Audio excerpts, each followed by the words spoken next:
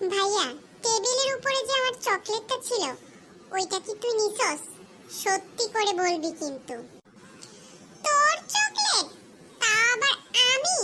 হা হা হা হা হা। তোর পচা চকলেট আমি খাই না। ভালোই ভালোই বলতেছি, জলদি আমার চকলেটটা বের করে দে, তা না হলে কিন্তু আম্মুর কাছে বিচার দিমু, বুঝছো? কিছু হইলেই এত আম্মু আম্মু করস কে? আম্মু কি করব? এমন ভাবে বলতাছস মনে হইতাছে আম্মুরে তুই ভয় পাস না। আরে দূর বোকা, আম্মুরে আবার ভয় পাই কে? যা তুই বলগা কি বলবি।